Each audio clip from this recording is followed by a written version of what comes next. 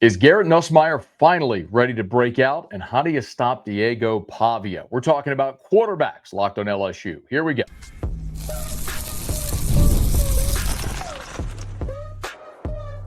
You are Locked On LSU, your daily podcast on the LSU Tigers. Part of the Locked On Podcast Network, your team every day. Okay, let's get it. It is Locked On LSU, your team every day. I'm your host, Matt Moscona. Thanks so much for making this your first listen. We're free, available wherever you get podcasts, of course, on YouTube as well. So please subscribe as always. One of the fastest ways to help us grow is by leaving your comments below. So thank you sincerely for that. LSU got the win over South Carolina, but some bad Garrett Nussmeier habits reared their ugly head with a couple of interceptions that made the game far closer than it should have been. So how do they purge those out? Brian Kelly talks about that and how to stop Diego Pavia Saturday in Nashville when LSU takes on Vanderbilt. We're getting into all that here on this bonus episode of Locked on LSU, and we're glad to have you. You know, Brian Kelly met with reporters Monday recapping the South Carolina game, and he was asked about Garrett Nussmeier and sort of what he noticed that was different. This is not a new story. It's something that's quite literally been following this team since fall camp now, when Nuss was taking those days where he was not throwing. He was participating but not throwing. And Brian Kelly's been talking about load management and not wanting to put too many reps on Nussmeier's arm, and later learned torso injury, ab, whatever you want to call it. How much did that slow him? I don't know the answer to that. Maybe at the end of the season, Garrett will fully disclose. But one thing was clear on Saturday night when LSU played South Carolina. Despite the interceptions, Garrett Nussmeier looked like himself again. But the bottom line is he was healthy. On Thursday, I mentioned to you, we have the ball that has the GPS in it, and his numbers were up from any other time during the week. His ab injury is on the right side of it, where he feels good, and he didn't feel any pain on Sunday coming in. So that's a really, really good sign for us moving forward. So fantastic news. Nussmeier feels great, and you could tell the deep ball down the field to Chris Hilton was 50 yards downfield. It was dropped in a bucket. Now, Chris Hilton didn't haul it in, but Nuss was confident to make that throw and to stretch the field and do all the things that we've come accustomed to seeing Garrett Nussmeier do. And a lot of that probably comes with him feeling as good as he did. And one of the things Kelly said there at the end of that soundbite that I think is notable, that on Sunday when he came in, he didn't feel any pain. And, you know, part of what Kelly has said is that they've had to manage him throughout the week as low to get him feeling good for Saturday. Well, if that's the case and he comes in Sunday and feels great, good, he's on the other side of it. So we can see Garrett Nussmeier physically do the things that we're accustomed to seeing him doing. Now, Nussmeier did suffer an ankle injury in the game against South Carolina. And Kelly on Monday said it's a mid-ankle. It's not the high ankle. It's not a big deal. He's fine. He'll be good to go. And that's great to see. Nuss finished the game. If you were watching, when he sort of limped off the field, he never went in the injury tent. It was told on the field there. He never went in the injury tent, was never looked at, went right back in the game and finished it. So no worries there. The concern that people have coming out of the game, and listen, Saturday was Garrett Nussmeier's best passing day so far of the season. He threw for 254 yards. Now, he did throw for 273 against Southeastern, but 20 of 33 for 254, 2 touchdowns, 2 picks. So you're talking about, against Power 4, the best passing day that Nuss has had so far this year. And the turnovers obviously are the thing that give people pause, because we've seen that with Garrett Nussmeier before. You know, you look at just a season ago with Nuss, and you know, there were some amazing performances that he had. Look, I mean, he threw for 285 against South Carolina. He threw for 352 against UCLA. He threw for 337 in that game against Ole Miss with 3 touchdowns, but also had 2 critical turnovers in that game. Now, he was darn near flawless against Arkansas, but it was the 3 interceptions against A&M that cost. 1 touchdown, 2 interceptions against Alabama. Those were the things that cost LSU, was when Nussmeier was turning the football over. And we saw that again on Saturday night against South Carolina. And it didn't hurt you because you ended up winning that football game. But Brian Kelly talked about Garrett Nussmeier and those turnovers and sort of purging those out. He plays with a swagger, and he's better with a swagger, right? Don't know that he had that the previous weeks. Thought he was a little bit robotic. And we said, listen, you needed to be Garrett Nussmeier. And he was. Unfortunately, some of that comes with some mistakes. I think that that's an aberration, the mistake that was in the red zone, and something that he would immediately say, I should have had my eyes on that safety, because that's my read. But I like the version of Garrett Nussmeier we saw. He was a lot more confident. He was a lot more active in the pocket. He, had an opportunity to run a couple of times. That's the version we want. We want to clean up those, what I would call uncharacteristic mistakes. I don't think there's any doubt. You want Garrett Nussmeier to feel free and confident, play with swag, as Brian Kelly said there, but he's got to play smart and play within himself as well. The question is, what is easier to fix? Is it the health or is it the decision making, right? Well, one you can control, which is the decision making. The health just takes time or whatever it takes to get through it.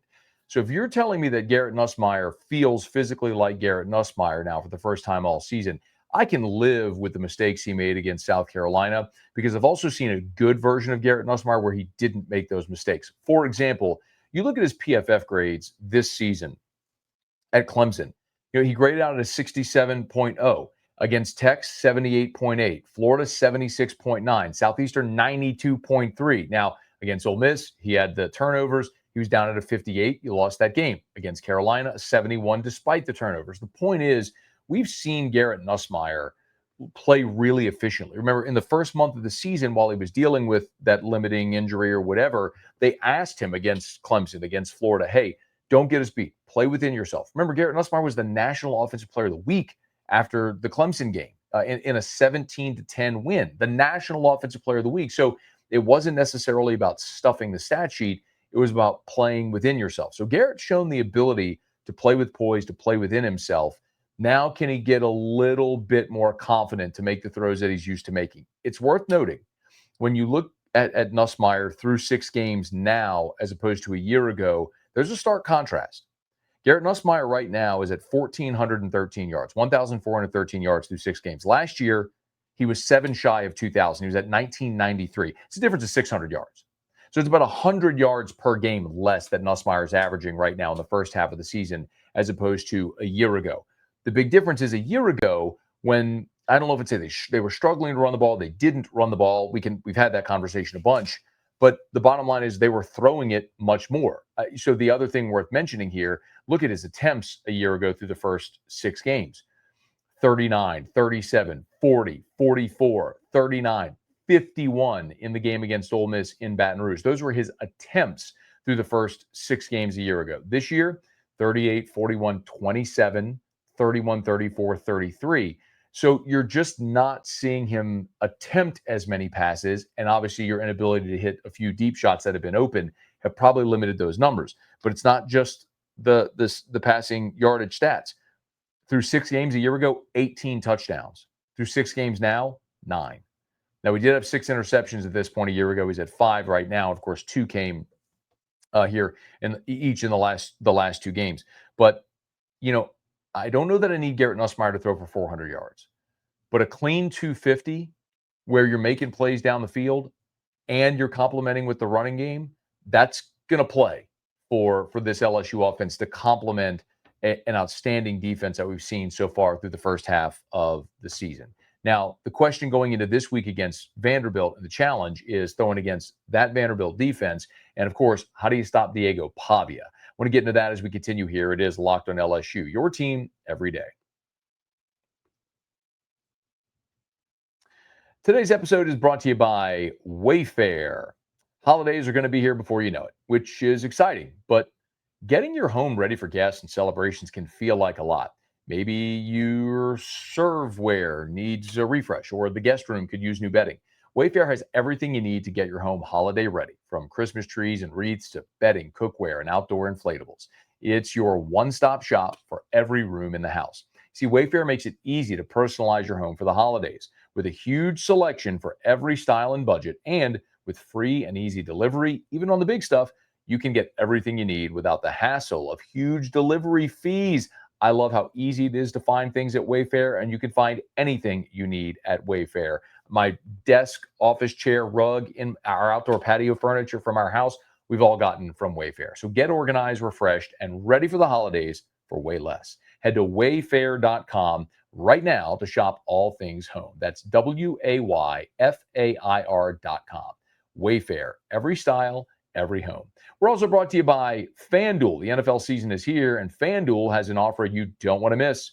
Right now, new customers can bet just $5 and get $300 in bonus bets if you win. That's right. Pick a bet, put down $5, and if it hits, you'll unlock $300 in bonus bets to use across the app. It makes switching and makes watching football so much easier and more exciting when you've got a little something riding on the action. So whether you're a casual fan or you love diving into the stats, FanDuel makes the game day experience so much better. So whatever you are watching, what are you waiting on? Visit FanDuel.com to download the FanDuel app today to get started. And we're brought to you by our friends over at Game Time. College football is back, and I couldn't be more excited. The tailgates, the rivalries, the energy in the stands, and there's just nothing like it. But let's be real. Actually getting tickets can feel like more of a battle than the game itself. Endless queues, hidden fees, prices jumping at checkout. That's why I use Game Time, the app that gives the advantage back to the fans. It's the easiest way to score last-minute tickets at the best prices with no surprise fees. What you see is what you pay. Pull up Game Time, couple of taps, you'll see amazing deals. I'm talking about your favorite college football games for as low as $25. So take the guesswork out of buying college football tickets with Game Time. Download the Game Time app, create an account, and use the code LOCKEDONCollege for $20 off your first purchase. Terms apply. Again, that's promo code LOCKEDONCOLLEGE for $20 off. Swipe, tap, ticket, go. Download Game Time today.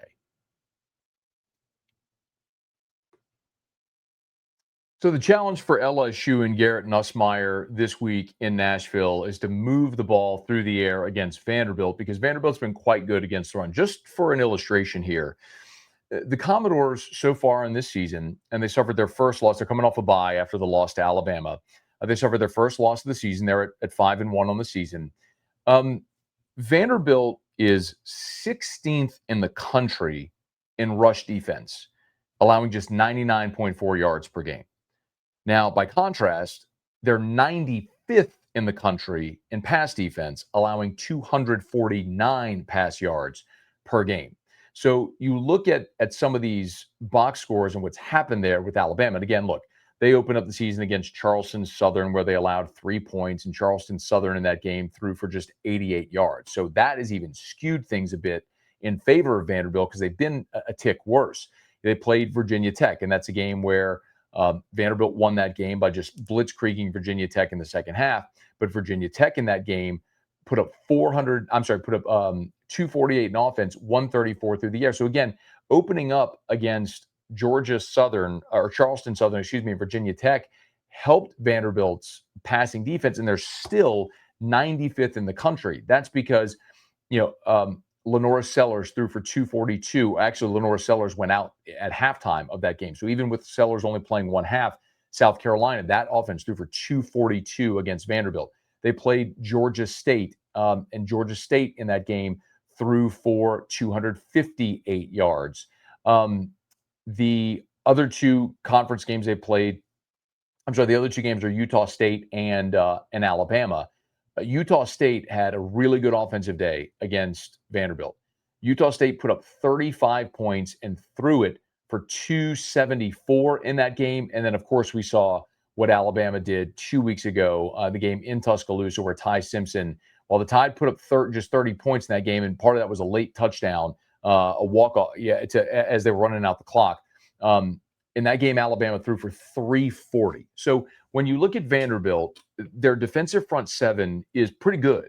Their secondary is where they maybe don't necessarily have the great athletes to run with LSU's talented receivers. So the key for LSU is going to be make Vanderbilt at least respect your ability to run the football, so you can get some one-on-one matchups in the secondary where your receiver should have a big advantage. And you could see that big day for Nussmeier through the air, kind of like Ty Simpson had in Tuscaloosa 2 weeks ago. Now, on the flip side of it is LSU is going to have to deal with Diego Pavia. And Pavia has done wonders there in Nashville. He is the head of the snake for Vanderbilt.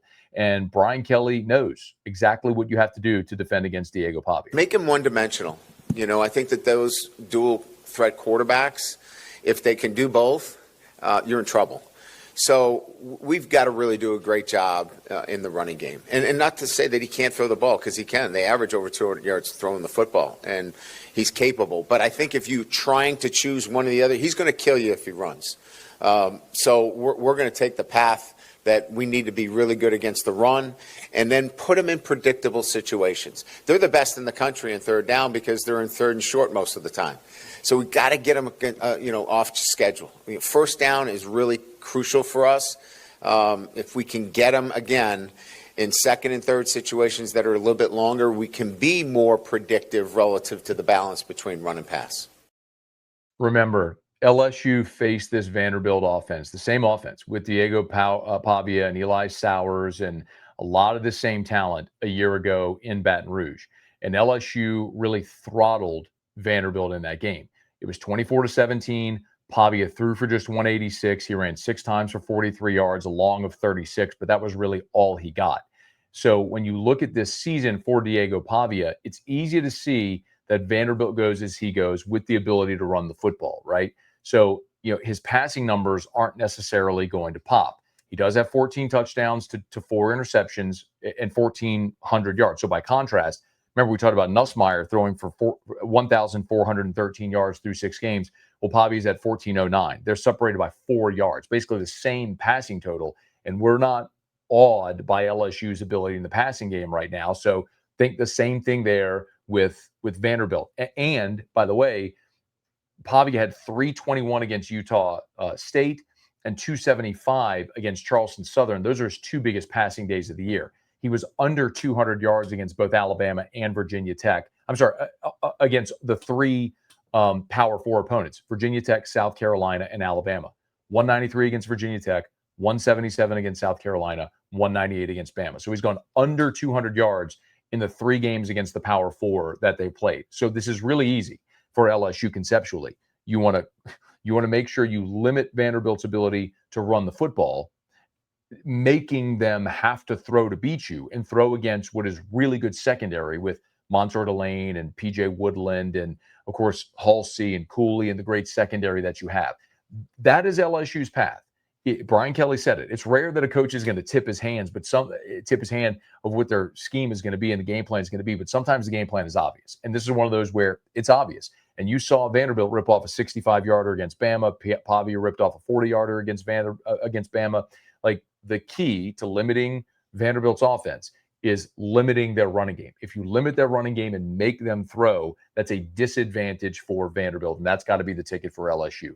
Limit their ability to run, make them throw, and on the flip side of it, give Nussmeier time to throw because LSU will have a major advantage against that Vanderbilt secondary. The path for LSU is pretty cut and dried. Traveling that path and executing this game plan is something that we'll have to see how they do Saturday morning for an 11 a.m. kickoff in Nashville against Vanderbilt. Of course, we'll be counting you down to it right here on Locked on LSU. Hey, thanks so much for making this your first listen every single day. We're free, available wherever you get podcasts. If you're on podcasts, please subscribe on your favorite podcast app. Rate us, leave a review. If you're on YouTube, smash that like button, subscribe to the channel, and hit the bell so you're notified whenever we post a new video. And let a friend know if they love the Tigers. We got you here every single day for Locked on LSU, your team every day.